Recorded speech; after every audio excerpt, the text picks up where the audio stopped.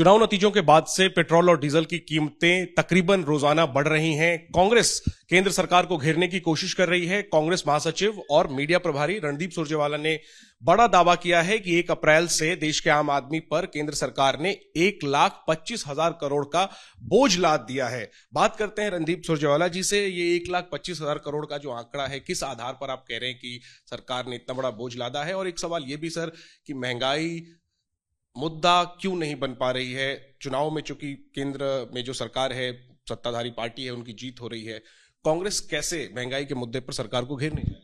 पहली बात, भारतीय जनता पार्टी की चुनावी जीत अब जनता से लूट का लाइसेंस बन गई है। महंगे भाजपावाद ने देश को महंगाई से त्रस्त और पस्त कर रखा है। महंगाई लगता है अब एक इवेंट बन गई है। आप देखिए, 1,25,000 करोड़ का बोझ 1 अप्रैल से कैसे नौकरी पेशा लोग, मध्यम वर्ग, गरीब, किसान, मजदूर कैसे सहेगा? और बड़ा सीधा आंकड़ा है। डीएपी खाद 150 रुपया कट्टा बढ़ गई, यानी सालाना 3600 करोड़ रुपया अतिरिक्त किसान को देना पड़ेगा। एनपीके खाद 110 रुपया प्रति 50 किलो के बैग बढ़ गई, यानी 3740 करोड़ रुपया किसान की जेब से लूट लिया गया। पेट्रोल और डीजल में पिछले 12 दिन में 10 बार आज के समेत 7 रुपया 20 पैसे प्रति लीटर का इजाफा हुआ है। अगर आप पेट्रोल की सालाना खपत देखें और उससे 7 रुपया 20 पैसे को गुना करें तो 20,138 रुपया अतिरिक्त पेट्रोल से और 52,353 करोड़ रुपया अकेले डीजल से लूट मचाई गई है। गैस का सिलेंडर जो हमारी बहनें इस्तेमाल करती हैं, पिछले 3 महीने में 140 रुपया 50 पैसे बढ़ा है। अगर आप खपत से गुना करें 140 रुपया 50 पैसे को, तो अकेले वो 27,095 करोड़ रुपया बनता है। टोल टैक्स 6,120 करोड़ रुपया 1 अप्रैल से बढ़ गया क्योंकि 10% इजाफा हुआ है। सीएनजी 1400 करोड़ रुपए का इजाफा हुआ क्योंकि 1 महीने में 4 रुपया किलो बढ़ गई। पाइप्ड नेचुरल गैस 6 रुपया प्रति एससीएम बढ़ गई, केवल उससे 961 करोड़ रुपए का इजाफा हो गया।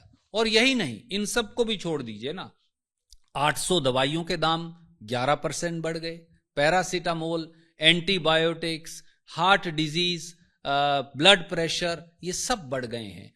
रेफ्रिजरेटर, मोबाइल फोन, एसी, मकान, स्टील, एल्यूमिनियम, कोई ऐसी चीज है जो नहीं बढ़ी है? कहां जाएं लोग? सवाल यह सर कि कांग्रेस ने महंगाई मुक्त भारत अभियान की शुरुआत की है। राष्ट्रव्यापी प्रदर्शन हुआ, अभी जिला और राज्य स्तर पर होना है। इससे पहले आप लोगों ने जन जागरण अभियान भी चलाया महंगाई के मुद्दे पर। लेकिन हम चुनाव में देखते हैं कि ये मुद्दा कांग्रेस नहीं बना पा रही है और महंगाई के बावजूद सत्ताधारी पार्टी जो है उसको पॉपुलर सपोर्ट हासिल होता है। तो फिर ये कांग्रेस इस चैलेंज को कैसे दूर करेगी? कैसे आप महंगाई पर, सरकार पर दबाव बना पाएंगे कि या तो महंगाई रुके या फिर सरकार को उसका खामियाजा भुगतना? सोनिया जी, राहुल जी के नेतृत्व में हमने महंगाई मुक्त भारत अभियान के 2 और चरण अभी हम 10 अप्रैल तक करेंगे।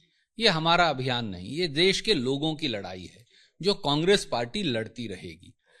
देश के लोगों को प्रधानमंत्री मोदी जी, भारतीय जनता पार्टी, उनको एक बात समझ में आ गई है कि इस देश को हिंदू मुसलमान पर लड़ाओ तो ना लोग भ्रष्टाचार पर सवाल पूछेंगे, ना महंगाई पर पूछेंगे, ना रोजगार पर पूछेंगे, ना कुशासन पर पूछेंगे, ना 15-15 लाख मांगेंगे, ना किसान की दुगनी आय पर पूछेंगे। उनको एक फॉर्मूला मिल गया है। पर मैं आपसे पूछता हूं, क्या लोगों को बेवकूफ बनाकर सत्ताधारी दल उनकी जेब काटकर पॉकेटमारी करता रह सकता है? जवाब नहीं में है, क्योंकि देश के लोग बुद्धिमान हैं। वो आज नहीं तो कल जिस प्रकार से पॉकेटमारी हो रही है, 1,25,000 करोड़ 1 अप्रैल से बोझ, और ये तो अभी कई चीजों की कीमत तो मैंने ऐड भी नहीं की, तो आप ये पाएंगे कि इस पॉकेटमारी की सजा, इस लूट की सजा, इस डकैती की सजा भारतीय जनता पार्टी को मिलेगी। आखिरी में आपने कहा कि महंगाई को लेकर बीजेपी का, प्रधानमंत्री का रुख बड़ा धर्मनिरपेक्ष सा है। क्या आप कहना चाहते हैं? और सवाल यह है कि आप जो कह रहे हैं कि सांप्रदायिकता की वजह से बीजेपी जीतती है और फिर महंगाई बढ़ती है, तो कांग्रेस के पास इसकी काट क्या है? देखिए, बिल्कुल साफ है, जहां जब लोगों की जेब काटने, लोगों को लूटने, लोगों की जेब पर डाका डालने, लोगों के घरों और बजट पे डाका डालने का सवाल है, तो फिर भाजपा हिंदू मुसलमान नहीं देखती, फिर वो धर्मनिरपेक्ष है। भारतीय जनता पार्टी पूरे देश को एक बराबर लूटती है, एक बराबर गैस का रेट बढ़ाती है, एक बराबर petrol, diesel, CNG, PNG, steel, cement, आटा, दाल, brush, AC, refrigerator, mobile phone, toll tax, खाद, उनके दाम तो बराबर बढ़ाती है। हाँ, जब वोट लेना हो तो हिंदू मुसलमान करते हैं। इसीलिए मैंने कहा महंगाई अकेली एक ऐसी चीज है जहां जाकर भाजपा धर्मनिरपेक्ष हो जाती है। तो काट क्या है इसका काट जनता का जागरण है। जनता ही जनार्दन है, लोगों से बड़ा कोई नहीं, लोग भगवान है प्रजातंत्र में। और इनकी कीमत कम मत आंकी है। दिल्ली की सल्तनत पर बैठे लोगों को मैं कहूंगा, इनको आप कम मत आंकिए। इस देश का 140 करोड़ लोग जब धर्म और जात के विभाजन को छोड़कर उठेगा तो फिर सरकार का सिंहासन डोलेगा भी और सरकार जाएगी भी। शुक्रिया रणदीप जी समय देने के लिए एबीपी न्यूज को। तो महंगाई से आम आदमी परेशान है, पेट्रोल डीजल के दाम तकरीबन रोज बढ़ रहे हैं, घरेलू रसोई गैस के दाम बढ़ गए हैं, सीएनजी और पीएनजी के दाम बढ़ गए हैं, महंगाई का बोझ आम आदमी झेल रहा है। और कांग्रेस को लगता है कि ये एक ऐसा मुद्दा है जिसके जरिए वो केंद्र पर दबाव बना सकती है, वापस लोगों के बीच अपनी पैठ बना सकती है। कांग्रेस ने नए सिरे से महंगाई मुक्त भारत अभियान शुरू किया है और लगातार केंद्र सरकार पर हमला महंगाई को लेकर किया जा रहा है।